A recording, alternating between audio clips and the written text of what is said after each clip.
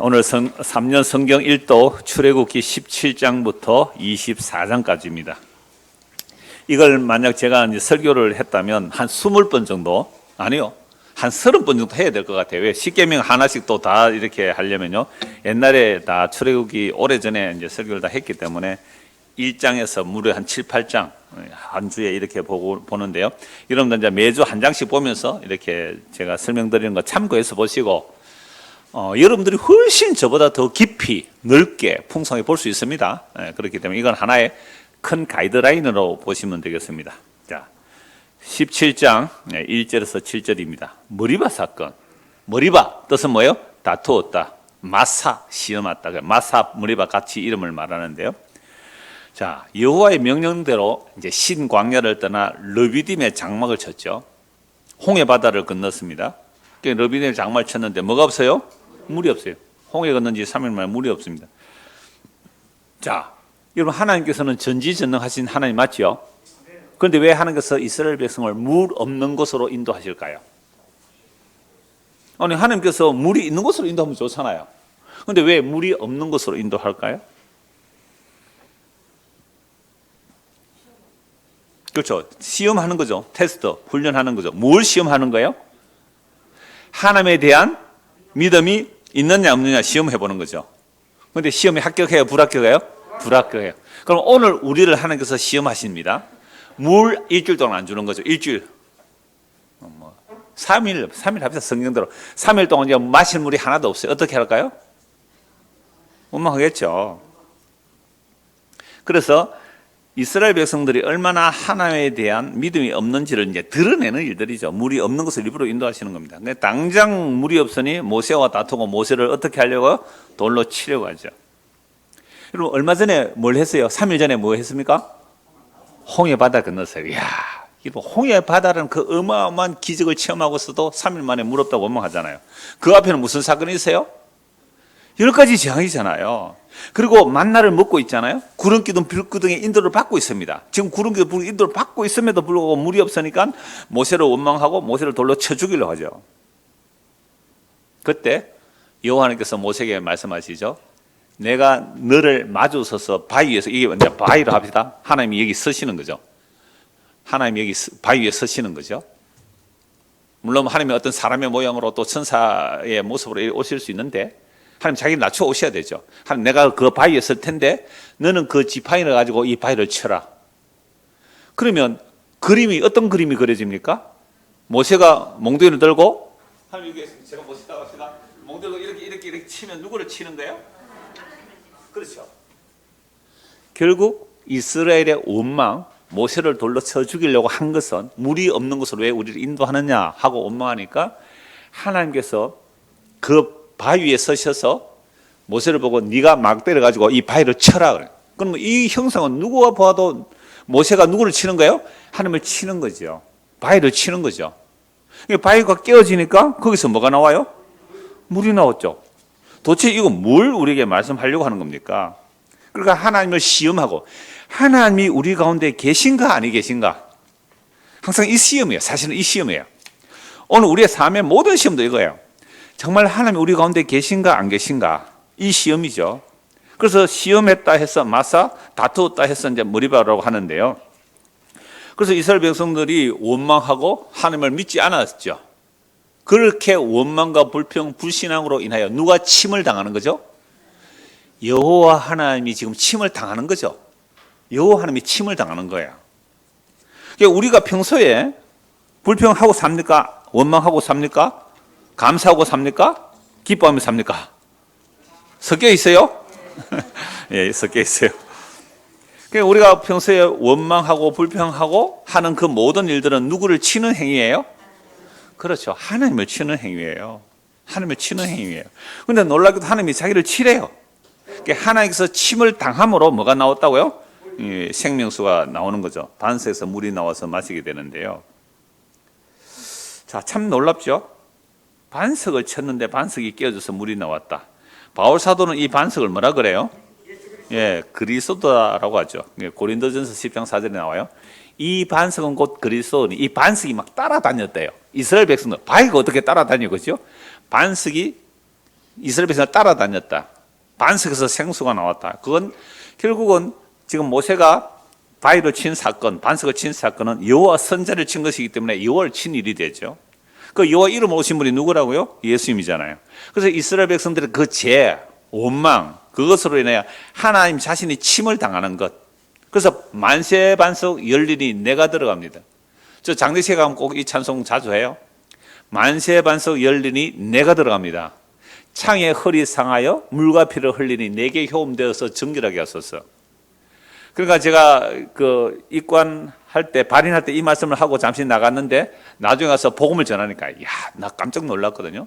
제가 이런 복음을 전하니까 그 남자분 한 분이 뭐 경찰을 은퇴하시고 뭐 또 다른 강의도 하고 그러신다 그러는데 그분이 하는 말이 예수 믿으면 천국 간다 이렇게 말하니까요. 이건 반드시 뭐가 돼버렸죠? 조건이 돼버렸잖아요. 내가 예수 믿는 조건으로 천국 들어간다 이렇게 말이 들릴 거예요. 자기에게. 복음을 알아들은 거예요. 사실은. 믿고 안 믿고는 모르겠고요. 그런데 하는 말이 목사님 그러면 아까 만세반석 열린다는 말하고 안 다릅니까? 이렇게 말한 거예요. 와, 만세반석 얘기를 하는 거죠. 그래서 만세반석 이제 찬송을 했는데요. 결국 우리의 불신앙과 원망과 하나님을 믿지 못한 그것으로 인해, 그 죄로 인하여 하나님이 침을 당하는 거예요. 예수님이 침을 당해요. 그래서 만세반석이신 예수님이 깨어짐으로 우리가 생명 얻는 얘기를 지금 구약에서 이렇게 설명하고 있는 것이죠. 그래서 만세반석 열리니 내가 들어갑니다. 창에 헐이 상하여 물과 피를 흘린 건 내게 효험되어서 정결하게 하소서. 그럼 이미 반석을 치고 반석이 깨어졌다는 것은 그리스도가 우리의 죄로 인해 깨어짐을 구약에서 미리 보여주고 있는 것입니다. 성경 이렇게 해석해요. 성경 자체가 이렇게 해석을 해요. 바울이 그 반석은 뭐라고요? 그리스도로 해석한. 그럼 그 반석이 깨어짐으로 물이 나오잖아요. 예수가 십자가에 죽음으로 우리가 영원한 생명수가 흐르는 거예요. 근데 그것만은 또 안 돼요.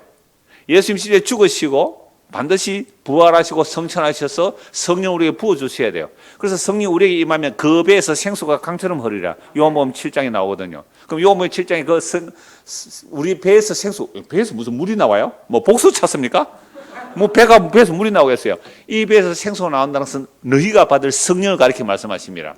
그런데 아직도 성령이 임하지 않았기 때문에, 왜? 예수님이 영광 받지 않았기 때문에. 그래서 예수님 십자가에 죽으시고 부활 성천하셔서 영광을 받으시고 그 영광 받으신 자리에서 아버지께로부터 성령을 받아 자기 백성에 부어주시면 성령 우리에게 임하면 뭐가 일어난다고요? 우리 배에서 생수가 강처럼 흘러나와요. 이거 뭐예요? 생명수가 나오는 거죠.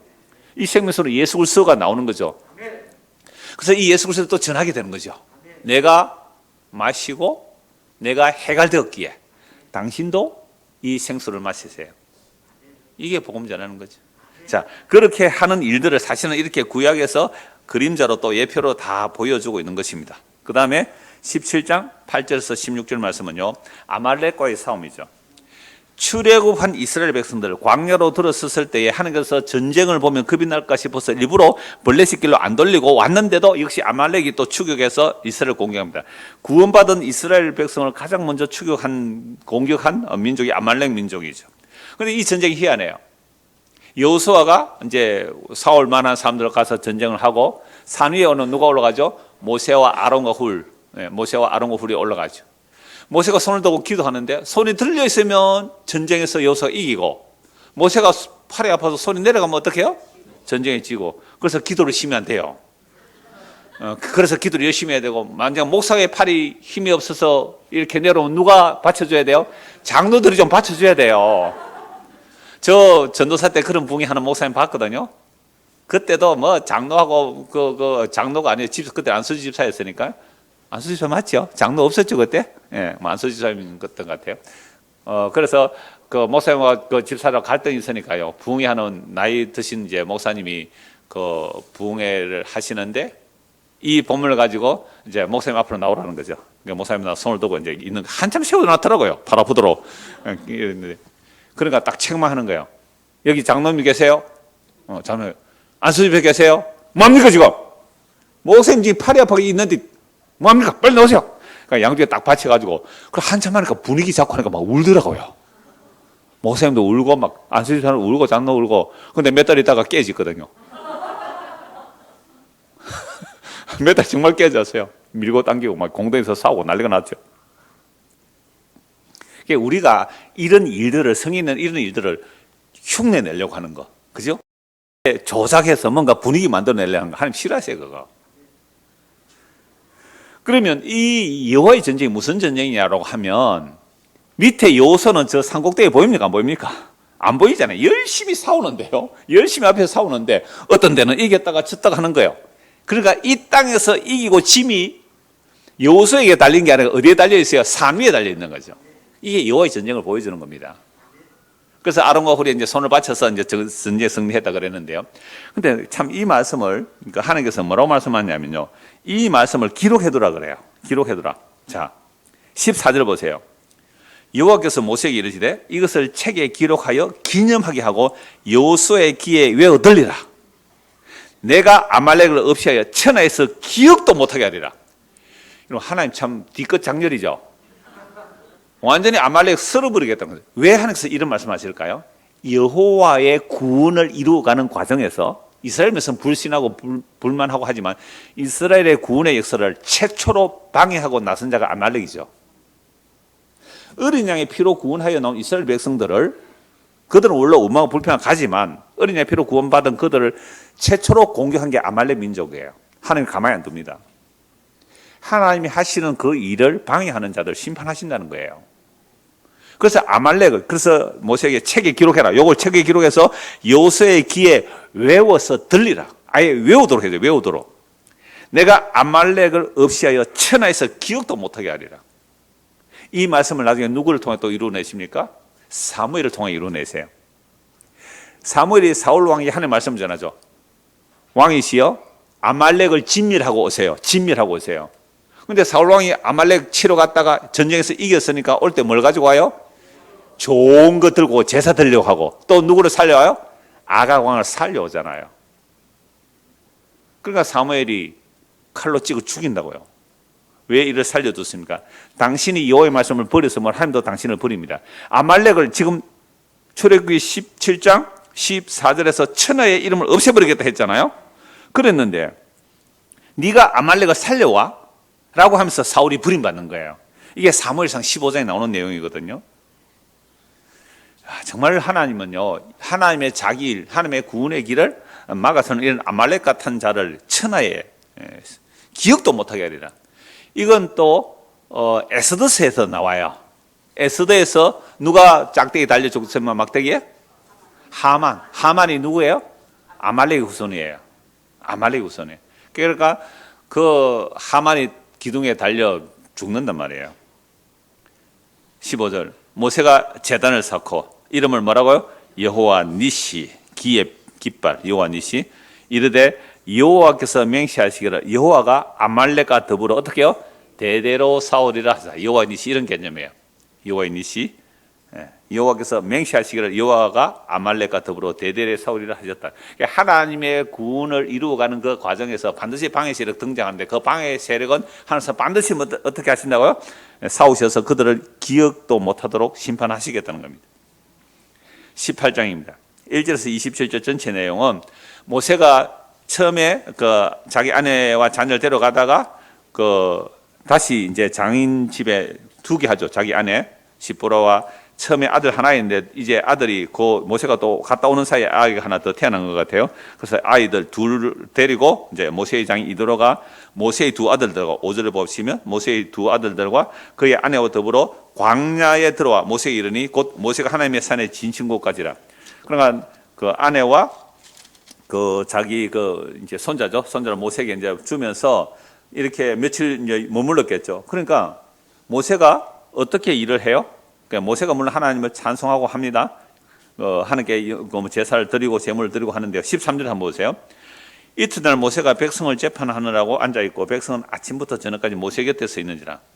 그러니까 장정만 60만 원이니까 60만 명이니까 그 안에 온갖 일들이 다 일어날 거 아니에요. 죄인들이 일어난 모인 곳이니까 온갖 일이 너무 물건 훔쳐갔다, 그죠? 누가 때렸다, 뭐 싸웠다, 온갖 일들이 다 일어나니까 모세가 혼자 재판하는데 하루 종일 재판해도 또 밀리잖아요.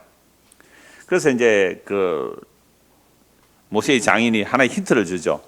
어려운 것은 당신이 해결을 하지만 백성들 가운데 어떤 사람을 뽑으라고요? 21절 보십시오. 21절. 너는 또 온 백성 가운데서 능력 있는 사람들. 그래, 능력 있는 사람들 하니까 세상에 능력 있는 자가 아니죠. 어떤 사람이요? 하나님을 두려워하며 진실하며 불의한 이익을 미워하는 자, 이게 능력 있는 자입니다. 하나님 앞에서 능력 있는 자, 하나님을 두려워하고 진실하고 불의한 이익을 미워하는 자를 천부장, 백부장, 50부장, 10부장으로 삼아서 사소한 문제들은 그 선에서 해결하고 그게 어렵거든 모세에게로 가져오라 라고 해서 하면 수월하지 않겠느냐. 그래서 그 제안을 하죠. 그런데요, 참 겸손하게 해요. 이 제안도 23절 보세요.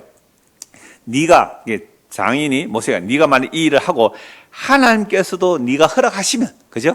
나는 하나의 제안을 드릴 뿐인데 하나님 허락하시면 네가 이 일을 감당하고 이 모든 백성도 자기 곳으로 평안히 가리라. 그래서 이 제도를 이제 받아들여서 이때부터 천부장, 백부장, 50부장, 10부장을 삼아서 이제 백성을 이렇게 인도하여 들어가게 됩니다.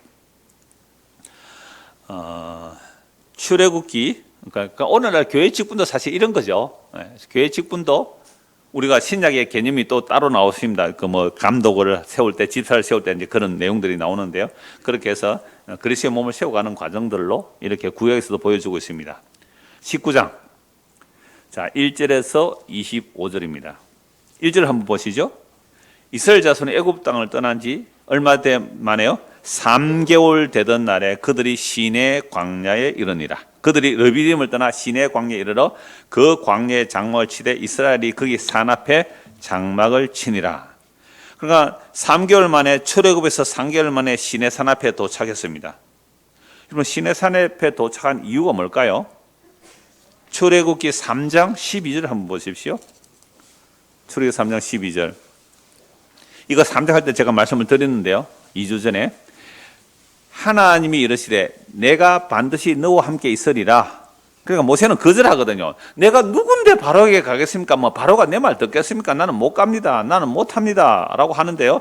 내가 너와 함께 하겠다. 라고 하면서 내가 너를 보낸 증거가 이 산에서 나를 섬길 거야. 참 놀라운 증거라고 제가 그렇게 말씀드렸잖아요. 미래에 일어날 일을 아예 하나님의 증거로 제시해버리죠. 이건 시간과 공간을 초월하신 하나님만이 하실 수 있는 거예요. 제가 오늘 오전에 뭐 평강 형제가 있고 여러분들 아시기 때문에 말씀드렸지만 작년 9월 달에 결혼하려고 했단 말이에요. 결혼 날 다 잡았어요. 예식장 다 잡아놨는데요. 갑자기 암이 오니까 어떻게 해요? 그래서 완전히 취소해버리면 그 성금 준 거 다 떼인대요. 그래서 예식장이 날짜가 좀 몇 개월 늦춰서 되는 적절한 날짜에 해주세요라고 했더니 날짜를 이번 토요일에 잡아준 거예요. 그러니까 보세요. 우리는 계획해도 내가 원치 않는 상황으로 인해서 그 일이 안 이루어질 수 있잖아요. 여러분 그런 계획했다가 안 이루어지는 많지요? 그러니까 안 이루어진 것이 억울합니까? 감사합니까? 알아서 해석하십시오. 근데 하나님 놀랍게도 우리는 시간과 공간에 매여서 이게 안 돼요. 불가능해요. 그런데 하나님은요, 모세에게 너희가 출애굽해서 시내산에서 나를 섬길 이것이 내가 너를 보낸 증거야. 그러니까 미래의 일을 가지고 증거를 해버렸다는 거예요. 지사님 내년에 집 한 채 살 거예요. 아멘 누가 했어요? 이렇게 하면 우리는 웃잖아요. 그죠? 뭐 사야 사지는 거지 뭐죠? 그런데 미래의 일을 예언하시고 그대로 이루어내서 놀라운 거죠. 그래서 어마어마한 일들이. 근데 모세가 이거 순종했을 때 하신 말씀이에요. 나 못 가겠습니다 했는데 말씀이에요. 그렇죠. 내가 뭔데 그 바로왕이 내 말 듣겠습니까? 난 못 갑니다. 나는 안 합니다. 못 합니다. 7번이나 했는데요. 그러나 반드시 네가 거절하든 말든 반드시 내 뜻을 이루어서 이 시내산 여기서 너희들이 나를 경배하게 될 거야. 이걸 미래의 일을 증거로 주놓고 하나님은 이루어내시잖아요. 그래서 19절이에요. 19장이에요. 이스라엘 자손이 애굽 땅을 떠난 지 3년 그들이 상류에 되던 날 그들이 시내 광야에서 이르니라. 그들이 르비딤을 떠나 시내 광야에 이르러 그 광야에 장막을 치되 이스라엘이 거기 산 앞에 장막을 치니라. 모세가 하나님 앞에 올라가니 여호와께서 산에서 그를 불러 말씀하시되 너는 이같이 야곱의 집에 말하고 이스라엘 자손들에게 말하라 라고 하면서 4절 내가 애굽 사람에게 어떻게 행하였은가 10가지 재앙 홍해바다에서 그들을 심판하신 것 내가 어떻게 독수리 날개로 너희를 업어 내게로 인도했음을 너희가 보느니라. 이스라엘 백성들이 홍해 바다를 건너왔지 뭐 독수리 날개 타고 왔습니까? 영화입니까? 날개 왜 타고 독수리 날개 타고 휙 날아왔어요? 아니잖아요. 왜 이 표현을 해요? 그러니까 날개라는 개념 때문에 그래요. 하나님께서 이스라엘 백성을 업으시고 덮으시고 업고 안고 그렇게 오심을 이렇게 독수리 날개로 보호하신다라고 말씀하는 거예요. 신명기 32절을 보면 하나님께서 이스라엘 백성을 보호하는데 독수리가 그 새끼를 날개 위에 두고 보호하신 같이. 그래서 때로 떨어뜨립니다. 독수리는 저 꼭대기에서 이제 날개가 좀 나오고요. 날만 하면 독수리를 확 밀어버린다고요. 엄마가. 그럼 새끼를 엄마야 하고 부다닥거리다가 뭐요? 날게 되는 비행하잖아요. 그런 것처럼 하나님께서 인도해 오신다는 것을 독수리 날개로 업어온다라고 말씀하시는 겁니다. 그러면서 하시는 말씀이 모든 세계가 다 하나님의 것이지만 모든 세계가 다 내게 속해 내 것이지만 너희가 내 말을 듣고 내 말을 잘 듣고 내 언약을 지키면 모든 민족 중에 내 소유가 되겠다. 이 말은 천지가 다 하나님 것이지만 특별히 너희 내 소유가 될 거야 이 말입니다. 천지 만물 다 하나님 것이잖아요. 그런데 너희가 내 언약을 잘 지키면 특별히 내 소유가 될 것이다. 해서 6절 너희가 내게 대해 무슨 나라가 되고 특이한 나라죠. 제사장 나라. 제사장 나라. 그러니까 제사장 나라는 제사장만 있으면 되는 나라예요. 세상은 뭐가 있어야 나라가 돼요? 왕이 있어야 돼요. 그럼 왕 없어도 돼? 제사장만 있으면 되는 나라야. 특이한 나라죠. 그래서 여호수아가 약속의 땅에 들어가서 후계자를 세우지 않는 거는 제사장이 있으면 되잖아. 우리는 제사장 나라야. 그러니까 엉망진창이잖아요. 엉망진창 사사시대에 왕이 없어도 백성들이 자기 속에는 옳은 대로 살았더라. 그래서 왕 달라고 하는데 사무엘 시대에 왕 달라고 하는 하나님께서 뭐라고 말씀하세요? 사무엘아 너를 버림이 아니고 그들이 나를 버림이야. 그들이 왕을 요구한 것은 나의 왕됨을 싫어한 거야. 왕 허락해줘. 그러나 왕을 세우면 이런 세금도 내야 되고 너희 자녀들을 군에 보내야 돼. 그래도 원합니다. 그래 허락해. 근데 만약에 적들이 쳐들어와서 너희가 고통 중에 있을 때는 나 너 안 도와줄 거야. 너희들이 세우면 그 왕이 너를 구원해달라고 해. 여러분 인간 왕을 세우는 것, 인간 지도자를 뽑는 것 이런 거예요. 그러니까 이스라엘은 제사장 나라로 세우는 거잖아요. 그리고 거룩한 백성이 되리라. 너는 이 말을 이스라엘 자손에 전하라라고 합니다. 자, 이 말을 들은 이스라엘 백성들이 뭐라 그래요? 예, 우리가 하나님 말씀을 잘 듣고 하나님 언약을 지키겠습니다라고 해요, 안 해요? 한단 말이에요. 왜요? 홍해 건넜잖아요. 구름기도 불기도 인도가 있죠. 여러 가지 정황 보았죠. 생생하게 보았기 때문에 이런 하나님이 우리의 하나님 되어 주신다면 우리는 뭐예요? 어느 누구도 내 앞에 그칠 것이 없어라. 이야, 이런 하나님 멋있어요, 안 멋있어요? 이런 하나님의 도움을 이렇게 구하고 나가면 어떤 적들도 다 물러간다. 라는 식으로 오늘도 전하고 있어요. 그런데 우리가 지금까지 하나님을 믿고 왔는데 뭐 내 뜻대로 된 게 있었습니까? 내 뜻대로 안 된 게 많았습니까?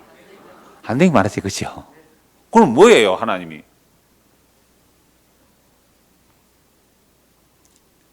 정말 이거 많은 사람들이 하나님을 전지전능하시기 때문에 내가 하나님께 뭔가 정성을 바치고 기도하고 뭘 하면 하나님이 날 도와주실 거야. 하나님 안 도와줍니다. 안 도와줘요. 그런 걸 자꾸 도와준다 하는 그 하나님이 가짜 하나님이에요. 하나님 안 도와주십니다. 그러면 하나님 말 믿을 필요 없는데, 그렇죠, 믿을 필요 없어요. 그냥 가세요. 뭔다로 이렇게 시간 내고 바쁜데 이렇게 와 있어요? 안 도와집니다. 여러분, 이렇게까지 안 가면 자꾸만 하나님과 우리하고 뭐 하려고 해요? 거래하려고 해요, 거래. 하나님께서 무슨 약속을 하시는데요? 제가 종종 말씀드리죠. 하나님은 자기 약속을 이루시더라. 하나님은 자기 약속을 이루더라. 하나님 자기 약속은 뭔데요? 하나님은 자기 이름을 위해서 구원하시는 거죠. 자기 이름이 뭐예요? 예수죠. 예수를 드러내기 위한 창조고 예수를 드러내기 위한 모든 섭리예요. 하나님의 아들을 드러내는. 그럼 우리는 해야 할 일은 뭐예요? 내가 어떠한 죄인인 줄 알고 하나님의 이름을 드러내는 예수를 죽인 줄 알고 그 예수의 이름 앞에 뭐 하는 거예요? 무릎을 꿇는 거예요. 오늘 오전에 214장 찬송에 그 주의 이름 앞에 무릎을 꿇는 거예요. 그래서 예, 우리가 주님의 말씀대로 다 그렇게 언약을 체결하겠습니다 라고 해요. 8절 보세요. 백성이 일제히 응답해야 돼. 백성이 어떻게 해요? 일제히 한 목소리로, 물론 뭐 대표 70의 장로들일 수 있겠죠. 여호와께서 명령하신 대로 우리가 다 행하겠습니다. 그래서 모세가 언약의 중재자가 되죠. 모세가 하나님의 말씀 듣고 백성들에게 말하고 백성들은 모세에게 말해서 모세가 또 하나님께 말씀을 드리죠. 그때 9절 여호와께서 모세에게 이르시되 내가 빽빽한 구름 가운데서 네게 임함은 내가 너와 말하는 것을 백성들이 듣게 하고 또한 너를 영영히 믿게 하려 함이니라. 모세가 백성의 말을 여호와께 아뢰었으므로 빽빽한 구름 가운데 하나님의 말씀을 듣고 와서 전하니까 백성들로 하여금 모세의 말을 영영히 믿게 하려고 했는데 백성들이 모세의 말을 잘 믿습니까? 안 믿습니까? 안 믿어요. 자기한테 떡 주고 뭐 물 줄 때는 잠시 믿을지 몰라도 조금만 힘들면 어떻게 해요? 돌들어 모세 죽이려고. 우리 인간의 악함이 성경에 이렇게 다 나와요. 그래서 여호와 하나님께서 모세에 그렇다면 그 언약을 체결하기 위해서 준비하라는 거죠. 준비. 그래서 모세 보고 셋째 날 너희가 나를 만날 테인데 옷을 빨고 성결케 하고 그 다음에 온 백성을 어떤 경계선, 산에 이제 경계선을 범하지 않도록 하죠. 짐승조차도 올라오면 죽는다라고 말하고요. 또 여인을 가까이 하지 못하게 하고 이제 셋째 날 기다리라라고 말합니다. 15절. 모세가 백성에 이르되 준비하여 셋째 날을 기다리고 여인을 가까이 하지 말라. 적어도 3일은 뭐 하지 말라? 예, 합방도 하지 말고 옷을 씻고 몸을 깨끗이 해서 하나님을 만나라. 왜? 거룩하신 하나님 때문에 그래요. 그럼 오늘 오전에도 말씀해 보면 뭐가 나왔어요? 이스라엘 백성들이 가나안 땅에 있을 때에 그 월경하는 여인들이 땅을 더럽힌 것처럼 했다. 이 말이잖아요. 그러니까 인간의 생식 능력조차도 하나님 앞에서는 그건 죄가 된다는 거예요. 그래서 씻고 여인을 가까이 하지 않고 옷을 빨고 셋째 날 기다리는데 16절 셋째 날 아침에 우레와 번개와 빽빽한 구름이 산에 있고 나팔 소리가 매우 크게 들리니 진주에 있는 백성이 모두 다 떨더라. 그러면서 뭐 산에 그 연기가 온기가 맞춰면 나팔 소리가 오고 19절에 하나님이 뭐요? 음성으로 대답하시더라. 예, 음성으로 대답하시더라. 여호와께서 시내산 곧 그 산 꼭대기에 강림하시고 모세를 그리로 부르시니 모세가 올라가며 여호와께서 모세에게 이르시되 내려가서 백성을 경고하라. 백성이 밀고 들어와 나 여호와께로 와서 보려고 하다가 많이 죽을까 하노라. 경계선을 정하고 그 이상 못 올라오게 하죠. 22절 또 여호와께 가까이 하는 제사장들의 그 몸을 성결히 하게 하라. 나 여호와 그들을 칠까 하노라. 하나님의 거룩의 속성이에요. 하나님의 거룩의 속성은요, 부정하면 그냥 돌교하게 돼 있어요. 이건 뭐 자동이에요, 자동. 하나님의 거룩은요, 이 정도로 엄격한 겁니다. 그래서 백성들을 못 오르게 하고 경계를 넘어오지 못하게 하고 모세가 내려가서 그 백성들에게 말씀을 알리죠. 하나님의 말씀을 받아온 거예요. 하나님의 말씀 받아온 내용이 뭐예요? 십계명이죠. 20장입니다. 사실 출애굽기 20장만 해도 이거 뭐 수십 번을 최소한 10번은 설교해야 되는 내용인데요. 자, 1절 한번 보세요. 1절, 2절 같이 한번 읽겠습니다. 하나님이 이 모든 말씀으로 말씀하여 이르시되 나는 너를 애굽 땅 종되었던 집에서 인도하여 낸 내 하나님 여호와니라. 이걸 언약적 서론이라 그래요. 십계명의 서론. 굉장히 중요합니다. 서론이요. 애굽 땅 뭐 하던 곳에서? 종에서 인도하여 낸 네 하나님이라고 말씀하죠. 그래서 종되었던 집에서 벗어나서 자유를 주셨는데 이 자유를 유지하는 법이 뭐예요? 십계명이에요. 그럼 십계명은 사람을 얽으면은 묵은 짐이 아니라 오히려 뭘 하는 거예요? 자유케 하는 거예요. 애굽에서 종살이하는 자들을 하나님께서 아브라함과 이삭과 야곱의 언약하신 대로 어린 양의 피로 구원하여 내셔서 약속의 땅에 들여놓으시면서 시내산에서 언약의 말씀을 주신 것은 언약적 서론이라고. 내가 너희를 애굽에서 종됐던 집에서 이끌어내었기 때문에 자유를 얻었잖아요. 이 자유를 유지하는 법이 뭐예요? 십계명이에요. 그럼 그 자유를 유지하는 법이 요약하면 뭐예요? 십계명이 하나님 사랑, 이웃 사랑. 더 줄이면 이웃 사랑. 어느 정도로? 내 이웃을 내 몸처럼 사랑하는, 그렇게 하면 자유로운 삶이 되겠죠. 이 법이 십계명이 이스라엘 백성은 제대로 시행했다면 마음을 다하고 성품을 다하고 목숨을 다하고 힘을 다하여 주 너희 하나님을 사랑하고 이와 같이 내 이웃을 내 몸처럼 사랑하면 그 나라는 무슨 나라야 돼요? 높고 낮음이 있을까요? 아니요. 내 몸처럼 살아가는데 참된 자유를 누릴 수 있는 법이에요. 그래서 야고보서는요, 자유하게 하는 율법이라고 해요. 자유하게 하는 율법. 야고보서 1장 25절에 보면 자유하게 하는 율법은 보고 잊어버리는 것이 아니라 보고 듣고 지키는 거라 그랬거든요. 그럼 율법은 우리를 얽매고 구속하기 위한 율법이에요? 아니면 우리를 진짜 자유롭게 하는 율법이에요? 그러니까 진짜 자유롭게 하는 율법인데 우리가 지킬 능력이 있어요? 없어요? 없죠. 그러니까 자유롭게 하는 율법이 우리에게 뭐가 되어버렸어요? 예, 법이 되고 죽이는 무거운 법이 되어버렸죠. 물론 하나님께서 율법을 주신 이유가 있어요. 너희들은 내가 자유를 주었고 이 자유를 유지할 수 있는 법을 주었는데 너희는 이 자유를 유지할 자격이, 아니 능력이, 실력이 없다. 그래요. 제가 가끔씩 뭐 에리 프롬 자유애로이 도피 그 얘기 한 적이 있는데요. 그러면 그 독일 사람들 똑똑하죠? 독일 사람 똑똑하잖아요. 기계도 잘 만들고 독일 사람들의 그 문학 또는 뭐 예능들도 뛰어난 사람들 많아요. 그런데 어떻게 저렇게 똑똑한 독일 사람들이 히틀러 같은, 우리 예찬이 표현하는 또라이, 그 히틀러 같은 그런 인간에게 집단적으로 충성을 맹세할까? 집단적으로 충성을 맹세할까? 아니 그 목사들이 거의 90% 이상 히틀러한테 복종했다고요? 목사들이 90% 이상이? 천주교도 마찬가지, 개신교도 마찬가지였어요. 히틀러는 이 민족을 구원하는 경제 정치적인 메시아로 봤대요. 되게 힘들어요. 그 1차 세계대전 끝나고 나서 또 2차 대전 있기 전까지는 굉장히 어려웠어요. 사는 게 다 나라들마다. 그 어려운 삶의 경제 문제를 히틀러가 해결해 준다니까 또 얼마나 또 선전 잘해요. 게베르스 같은 사람 들어봤잖아요. 그렇게 히틀러가 떴는데 어떻게 이 히틀러를 그 똑똑한 사람들이 추앙할까? 에리 프롬이 자유의 도피라는 책에서 그렇게 말했대요. 봉건사회가 무너지고 자유를 주니까 자유를 감당할 뭐가 안 돼요? 예, 자유를 감당할 능력이 안 되는 거예요. 불안해요. 자유를 줘버리니까. 평생 종으로 살다가 너 자유야. 어떻게 살아야 되지요? 어떻게 살아야 되죠?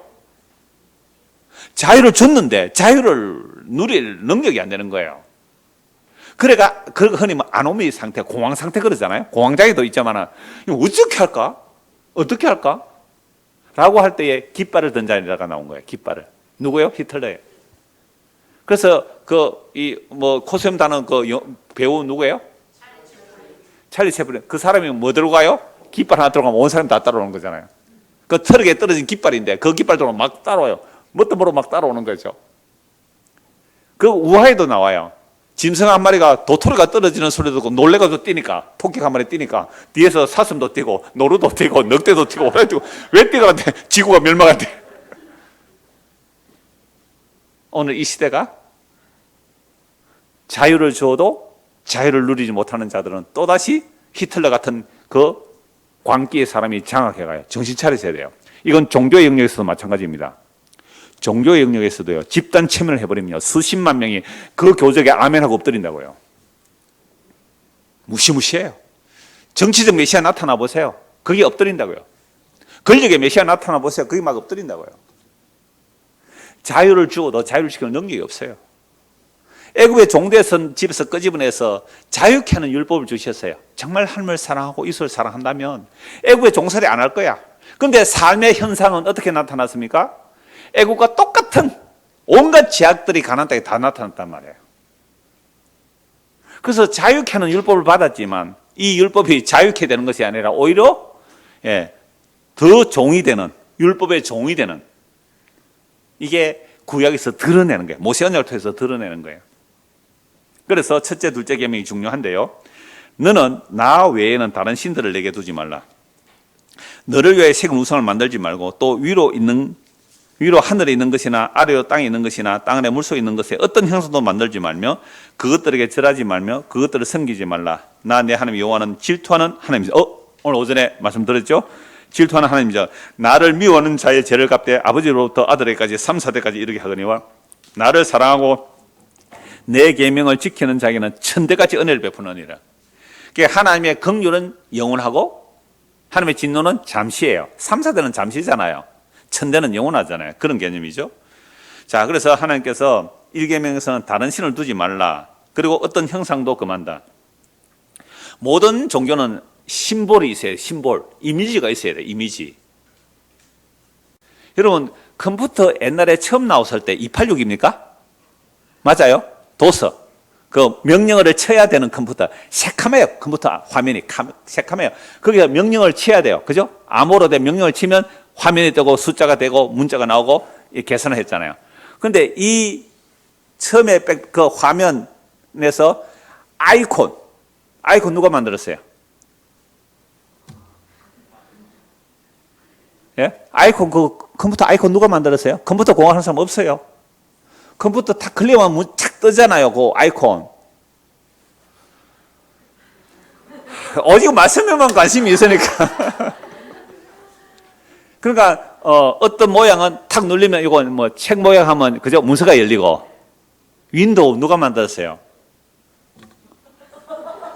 우리는 뭐 돈 버는 데도 관심이 없으니까. 그 윈도우 만드는 사람 세계 재벌 됩니다. 모든 컴퓨터에서 그 윈도우 다 깔아야 되잖아요. 그게 형상이에요. 얼마나 쉬워요. 도서 명령을 내어가지고 컴퓨터를 하는 거 하고요. 손가락만 딱 하면 착착 다 열리는 거 하고. 이게 우상이에요. 형상이에요. 이미지예요. 그러니까 오늘날 광고 상품 할 때요. 상품을 안 팝니다. 이미지를 팝니다. LG 휴대폰하고 삼성 휴대폰하고 뭐가 살아남았어요? 삼성이 살아남고 LG는 죽었어요. LG 휴대폰 안 만듭니다. 그죠? 왜 안 만들까요? LG에서 일했던 내 조카가 있어요. 처조카가 있는데요. 그가 LG에서 일할 때 이렇게 얘기해요. LG는 기술력을 얘기하는데 삼성은 이미지를 팝니다. 삼성 이미지 팔아서 성공한 거예요. LG는 기술력 팔았다고요. LG 휴대폰 상사 쳐보잖아요. 우상이에요. 아이돌, 아이콘, 이미지. 그러니까 형상을 만들면 너무 쉬워요.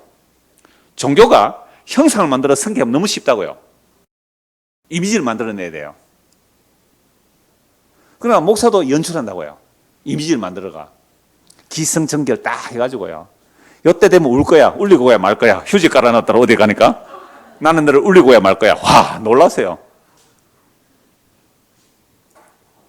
형상금지예요. 형상금지. 자, 요거 간단하게 설명 이렇게 말씀드릴게요. 마틴 루터가 그 첫째 계명을 이렇게 해석하는데요. 그로부터 네 삶을 기대하는 것, 네가 신뢰하는 것이 바로 네 하나님이자 우상이다. 요 그가 뭐예요? 그로부터 네 삶을 기대하는 것, 네가 신뢰하는 것, 그가 뭐예요, 여러분들? 하나님이세요? 그 하나님 우상이네 그러면. 네가 그로부터 그의 갈로이고 한번 넣어봐요. 그로부터 네 삶을 기대하는 것, 네가 신뢰하는 것이 바로 네 하나님이자 우상이다. 여러분, 여러분의 삶을 무엇에 기대합니까? 여러분의 삶을 뭐에 기도합니까? 돈에 기대 안 해요. 자본주의인데요. 목사는 뭐에 기대할까요? 교회 커지는 것에 대해서 기대 안 할까요? 그게 네 하나님, 네 우상이래요. 이걸 1529년에 그 대요리 문답, 소요리 문답 하는 게 있잖아요. 그러니까 요리 이야기가 아니고 요약된 교리예요. 1529년에 대교리 문답에서는요, 이 문 이렇게 기술합니다. 지금 네 마음을 두고 네가 의지하는 것이 바로 네 하나님이다. 여러분 지금 뭘 마음에 두고 계시나요? 예배당에 몸은 와 있어도 마음은 딴 데 가 있죠? 그거 믿고 있는 거, 그게 네 하나님이고 네 우상이라는 거예요. 여기서 벗어날 인간이 있을까요? 이게 첫째, 둘째 계명을 이렇게 해석하는 거죠. 셋째, 넷째 계명은 하나님 이름을 망령 때 일컫지 말 것과 안식을 기억하여 거룩하게 지키라. 안식을 기억하여 거룩하게 지키는 방법이 뭐예요? 일하지 아니함이에요. 일하지 아니함. 왜 일하지 아니함입니까? 하나님께서 천지를 창조하시고 6일째 창조하 7일째 안식하셨기 때문에. 그래서 안식일이기 때문에 일하지 말라. 그러면 6일은 일하지만 안식일 날 일 안 함으로 뭘 기억해야 되는 거예요? 하나님이 천지를 창조하셨고 그 천지 창조의 선물들을 우리는 뭐 없이 받는다? 예, 값 없이 일한 것도 없이 은혜의 선물로 받는다. 이게 안식일 날 노동금지의 가장 중요한 이유예요. 그런데 40년 지나서 십계명이 바뀌어요. 유일하게 안식일 계명, 넷째 계명만 바뀌는데요. 내용만 달라져요. 그 내용이 왜 안식해야 되는가? 애굽에서 너희를 하나님께서 구원하셨기 때문에. 그래서 구원이라는 개념도 우리도 어떻게 해요? 일한 것도 없이 값 없이 받는다. 오늘 햇빛 따뜻하더라고요. 햇빛이 따뜻했어요. 아, 따뜻하다 했지. 하나님 감사합니다 하신 분. 이게 다 우상숭배자들이에요. 자기 따뜻한, 내 몸 따뜻한 것은 좋은데 이걸 하나님께서 그 놀라운 창조의 언약을, 노아 언약을 따라 지금도 신실하게 이루어주시는 오 주님 감사합니다 라고 하지 않으니까 우리는 하나님께 삶을 기대 안 해요. 하나님께 삶을 기대 안 하고 자연 만물이 돌아가는 그것에 기대하고 내 일하는 능력에 나를 기대하고 나의 어떤 행위에 기대하고 있죠. 그게 우리의 하나님이고 그게 우리의 우상이라니까요. 그냥 전부 우리는 우상 숭배자들이에요.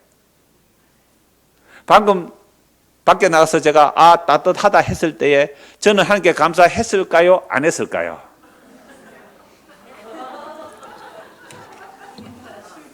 주님이 아실 겁니다. 우리가 어느 순간인들 예, 하나님의 은혜를 짓밟고 살지 않는 적이 없습니다. 하나님의 은혜를 짓밟지 않고 사는 적이 없어요. 그래서 5번째부터 10번째까지 계명이 쭉 나오죠. 이렇게 10계명 이후에 21장 그거 한 번 더 봐야 되는데요. 20장 18절에서 21절까지는 또 하나님께서 이 말씀을 하시고 영광을 보여주시는 거죠. 영광을 보여주시죠. 자, 18절 보세요. 뭇 백성이 우레와 번개와 나팔 소리와 산의 연기를 본지라 그들이 볼 때에 떨며 멀리 서서 모세에 이르되 당신이 우리에게 말씀하소서 우리가 들으리이다. 하나님이 우리에게 말씀하지 말게 하소서 우리가 죽을까 하나이다. 모세가 백성이 이르되 두려워하지 말라. 하나님이 임하시면 너희를 시험하고 너희로 경외하여 범죄하지 않게 하려 하심이니라. 백성 멀리 서 있고 모세는 하나님 가까이 계신 흑암으로 가까이 가니라. 그러니까 하나님께서 친히 시내 산에서 빽빽한 구름으로 자기를 가리고 말씀하시는데도 그게 얼마나 두려웠던지 어떻게 말해요? 하나님 말 직접 들으면 다 죽을 것 같습니다. 그러니까 모세 당신이 듣고 대신 전해주세요. 그래서 모세가 듣고 대신 전해주니까 어떻게 해요? 모세 돌로 쳐 죽이려고 하잖아요. 이게 인간입니다. 하나님이 직접 말씀하셔서 너무 두려워서 못 듣겠다 그러고 모세가 대신 전해주면 네가 하나님 말씀 듣고 왔냐 하고 때려 죽이려고. 이게 예수님에게 그대로 나타나잖아요. 내가 하늘로부터 온 것은 내 아버지의 말을 너에게 전하는 거야. 내 말을 듣는 것이 내 아버지 말을 듣는 거야. 예수 죽여버리잖아요. 예수 죽여버리잖아요. 정말 성경을 보면 우리가 이 성경에 기록된 계시의 말씀을 이 하나님의 말씀으로 받아들인다는 거 이거 자체가 우리 인간에게는 불가능합니다. 어떤 인간도 이 말씀을 하나님의 뜻으로 우리가 받아들이기 불가능해요. 그런데 어떻게 오늘 우리가 이 성경 기록을 통하여 예수를 믿게 되었죠? 이 하나님 놀라운 은혜입니다. 은혜 외에는 설명할 길이 없어요. 자, 22절에서 26절까지요. 22절에서 26절까지는요. 하나님을 어떤 형상으로 섬기지 말라라고 말씀하시고 다시 또 요약해서 우상으로 만들지 말라. 아이콘 만들지 말란 말이에요. 아이콘. 24절 내게 토단을 쌓고 그 위에 내 양과 소로 내 번제와 화목제를 드리라. 흙으로 쌓는다는 그냥 곧 무너져 버리겠죠. 자, 그 다음에 돌로 만약 제단을 쌓으려면 어떻게 하라고요? 25절 다듬은 돌로 사지 말라. 참 놀랍죠. 인간의 솜씨 가미하지 마. 인간의 솜씨 가미하지 마. 그냥 자연석 그대로 12개 쌓아서 하나님께 제물 드리지 그걸 막 정으로 쪼고 모양 내가지고 따듬지 마. 나는 너희의 솜씨를 받지 않겠어. 솜씨 부리지 마세요. 이거 흔히 말하는 요령 부리지 마세요 그러잖아요. 솜씨 부리지 말라고요. 내 모습 이대로 주 앞에 오면 우리 찬송 오전에도 했잖아요. 그러니까 토단을 쌓고 돌로 살 때는 제단을 정으로 쫓지 말라. 부정하다. 그리고 26절 네가 청계에 오를 때는 네 하체가 그 위에서 드러날까 하면은, 그러니까 속옷 잘 갖춰 입어. 에버서로 속옷 잘 갖춰 입어. 하체, 생식기가 드러나게 하지 마. 이건요, 인간의 생식의 능력을 부정하시기도 하지만, 오늘 오전 말씀과 연합하면, 그죠? 생식의 능력을 부정하는 것도 있지만, 가난 종교는요, 종교적 제의를 하고 나면 반드시 성적인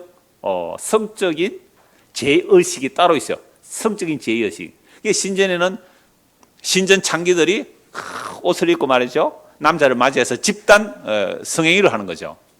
이렇게 해서 하늘이 땅을 보고 흥분하여 비를 내리도록, 그러면 땅이 그 비를 흡수하여 풍요와 다산의 모든 그 이방 종교 제사들이 이 성적 음행과 연결되기 때문에, 놀랍게도 하나님을 섬기는 이 예배의 제사는요, 항상 성적 정결을 얘기해요. 그래서 여자를 뭐 하지 말라? 가까이 하지 마. 그냥 하나님 만날 때 3일 동안 여자 가까이 하지 마. 여호와의 전쟁 나갈 때 여자 가까이 하지 마.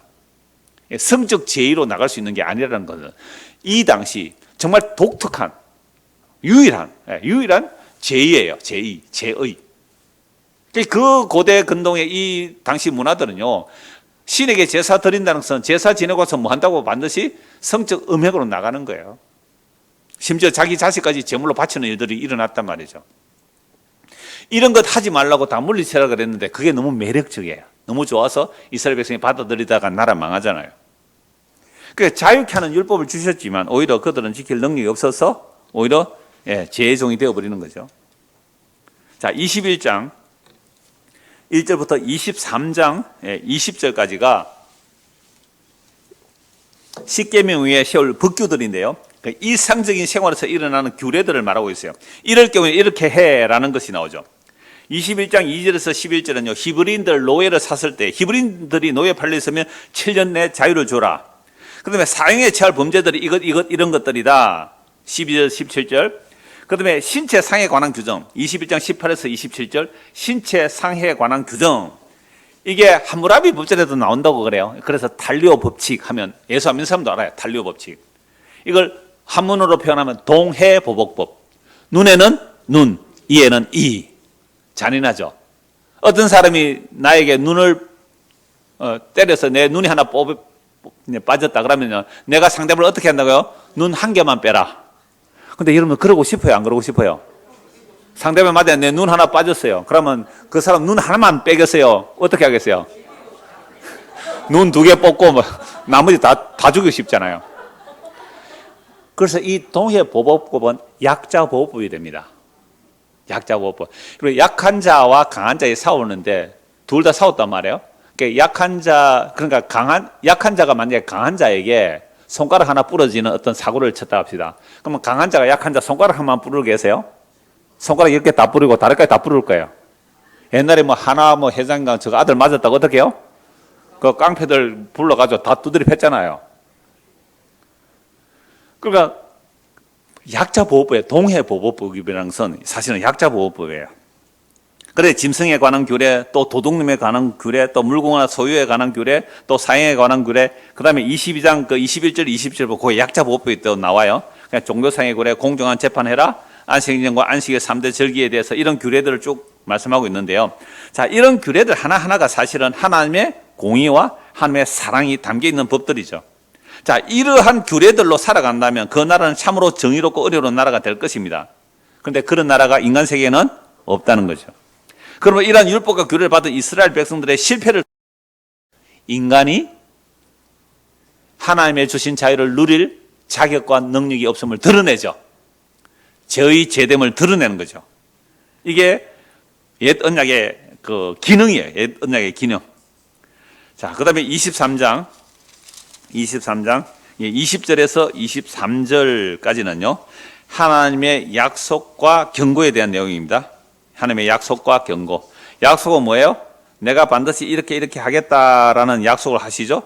그리고 그 약속을 따라 너희들이 살아라. 그렇지 않으면 또 징계를 주시고 온다고 말씀하시는데, 그 약속에 대해서 참 놀라운 표현이 있는데요. 자, 31절 한번 보십시오. 23장 31절. 내가 네 경계를 어디서부터 어디까지요? 홍해에서부터 벌레에서까지. 그러니까 남쪽은 어디예요? 홍해. 동쪽은 어디고요? 동록서 광야죠, 광야. 서쪽은 어디예요? 블레셋 바다. 그 해지는 그 바다까지요, 바다. 그 다음에 강은 무슨 강이에요? 그 밑에 각주 하나 달아놨죠? 유브라데. 그러니까 이스라엘의 동서남북의 경계를 정해주시는 거죠. 이스라엘의 동서남북. 그러니까 지금 출애굽해서 이제 시내산 율법을 받아 약속의 땅에 들어가는데 그 약속의 땅의 경계가 뭐냐면 홍해에서부터 저 위쪽으로는 어디까지고요? 유프라데스 강까지. 상당히 넓죠. 그 다음에 동서는 어디예요? 블레셋 바다에서 광야, 그 아라비아 그 광야까지 요 경계를 주는 거죠. 우리는 한라에서 백도까지, 동해에서 서해까지 이런 것처럼 사방의 경계를 이렇게 정해 주시는 거죠. 자, 근데 이 땅을요 언제 누구에게 약속하신 거예요? 하나님께서 아브라함에게 하신 건데 이거 한번 찾아봅시다. 창세기 15장 18절입니다. 창세기 15장 18절.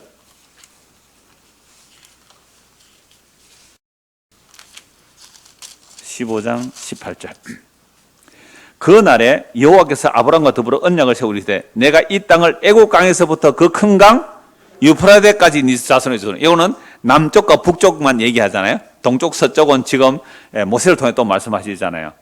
이게 나중에 여호수아가 가나안 땅에 들어갈 때 여호와의 군대들이 앞장서서 들어가면서 결국 그 지경을 다 차지한 때는 언제입니까? 다윗과 솔로몬인데 사실은 그 다윗과 솔로몬 시대 때도 유프라테스 강까지 다 차지 못해요. 그 나일강에서 유프라테스 강까지 그 사우디아라비아 그 광야에서부터 그 블레셋 그 바다까지 그 전체를 온전히 차지한 적은 없고 가장 그래도 약속에 따라 크게 차지한 때가 다윗과 이제 솔로몬 시대가 되는 거죠. 자, 열왕기상 4장 한번 보십시오. 열왕기상 4장입니다. 열왕기상 4장.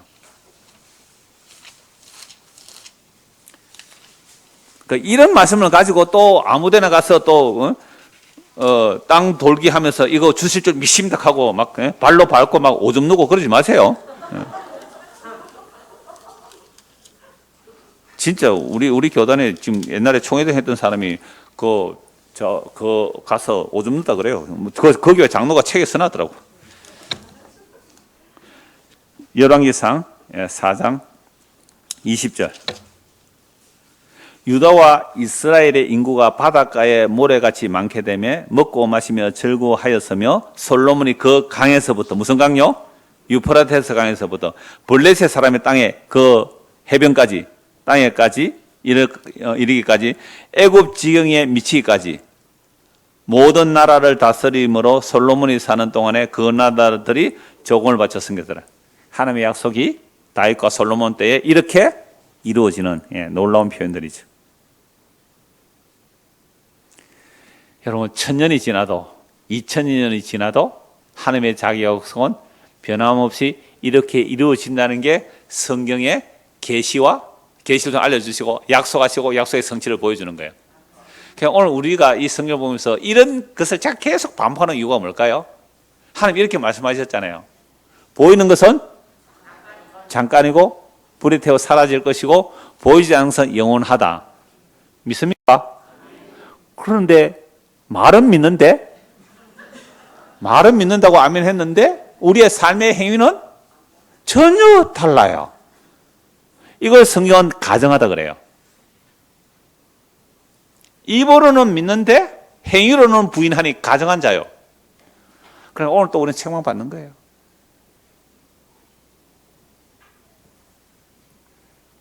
그래서 하나님의 약속은 하나님이 이루어 주셔야 돼요. 어떤 방식으로 이루어 주실까요? 자기가 침을 당함으로, 자기 죽음으로 자기 약속을 이루어내시는 것. 아까 반석에 하나님께서 서시고 모세가 반석을 치는 그 방식.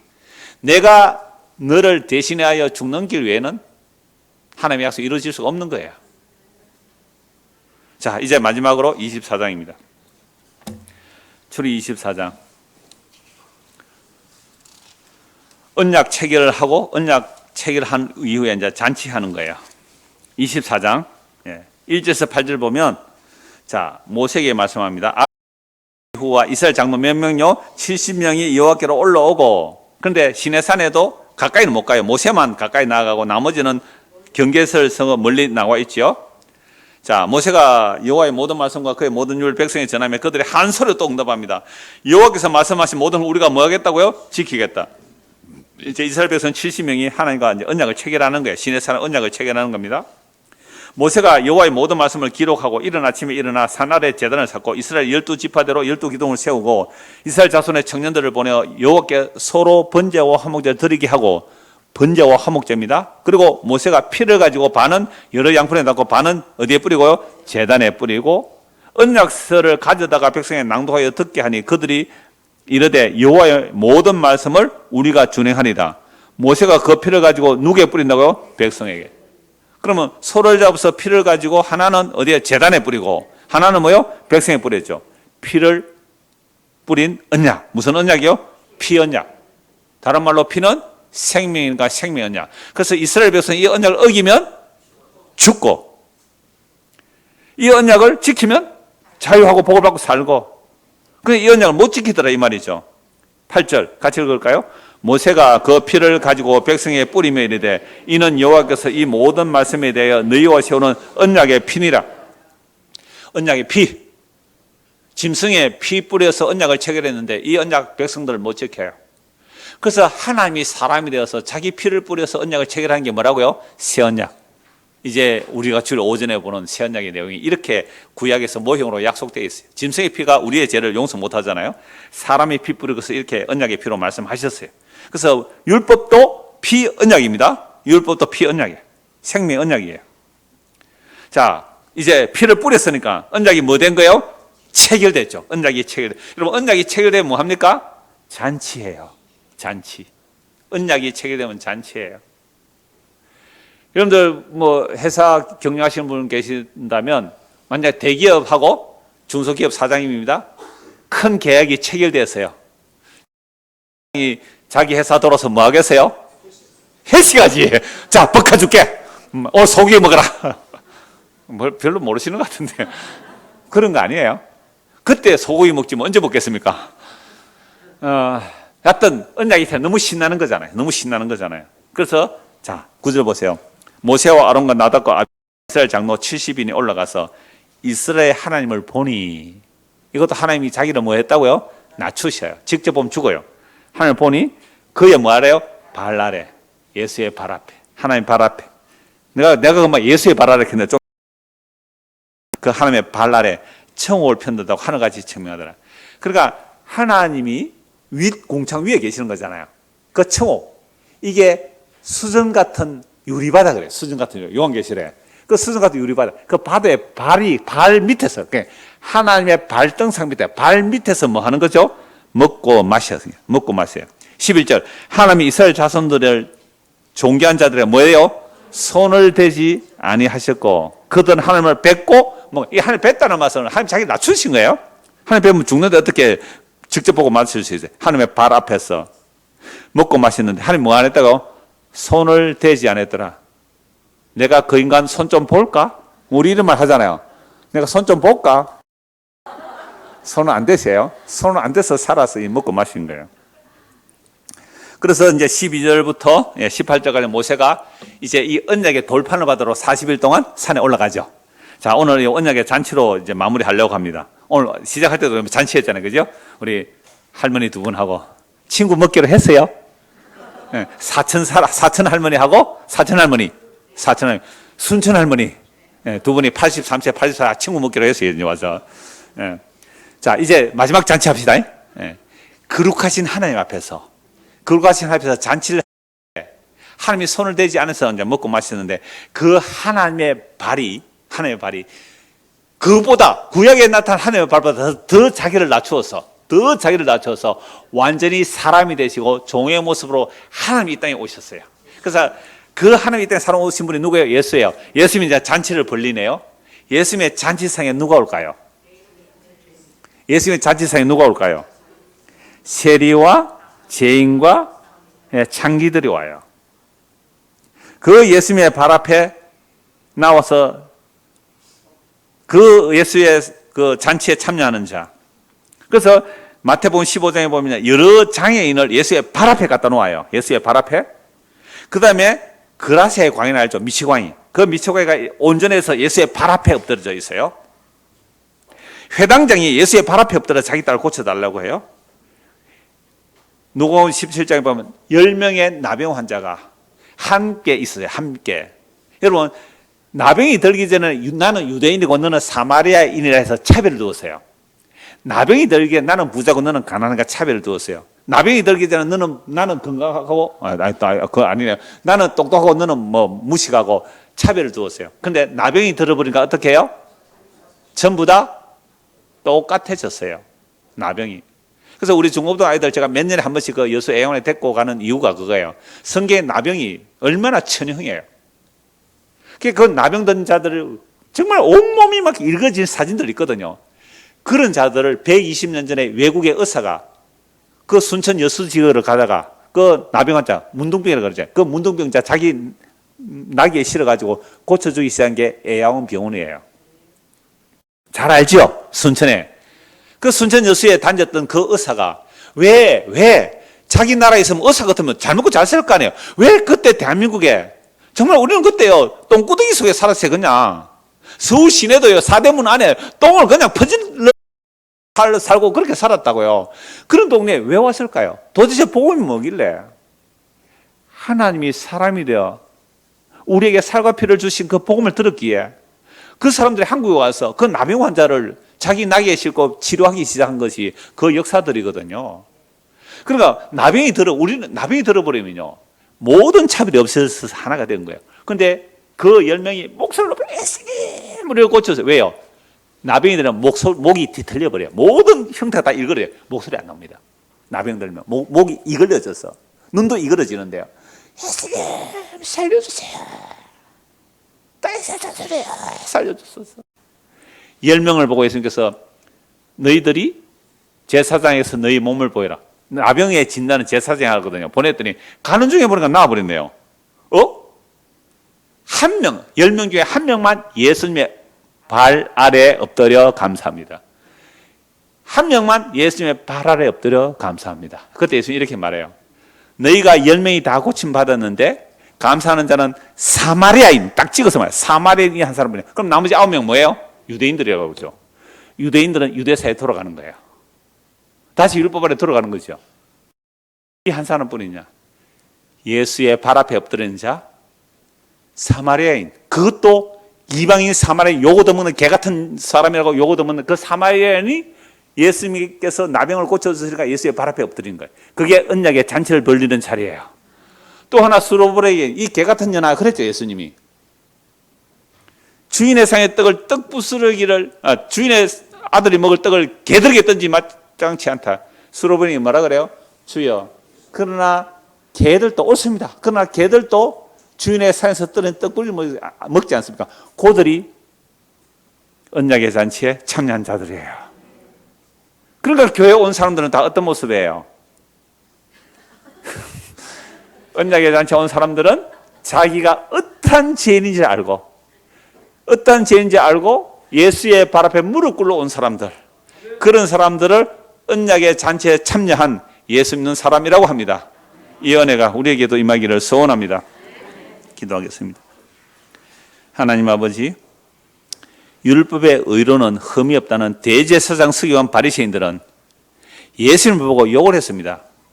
술을 즐기고 먹기를 탐하고 죄인들과 어울리는 죄인이라고 했지만, 그러나 예수님은 그 시내산에서 언약의 잔치를 벌렸던 그 여호와 하나님의 영광을 버려두고 종의 모습으로, 사람보다 더 낮은 모습으로 오셔서 세리와 죄인과 창기들을 그 언약의 잔치에 참여시켰습니다. 이 언약의 잔치에 함께 먹고 마시는 시간이 우리가 복음을 나누는 자리입니다. 오늘 이곳에서 왜 예수님께서 십자가에서 살을 쥐고 피를 흘려주셔야만 우리가 영원한 생명을 얻는지 알고 수레보내게 여인의 마음으로, 나병 들렸다가 고침받던 그 사마리아인의 마음으로 주님의 발 앞에 앉아서 주의 그 살과 피를 먹고 마시는 언약의 잔치 자리가 될 수 있도록 날마다 은혜를 베풀어 주시옵소서. 예수 그리스도를 받들어 기도드리옵나이다. 아멘.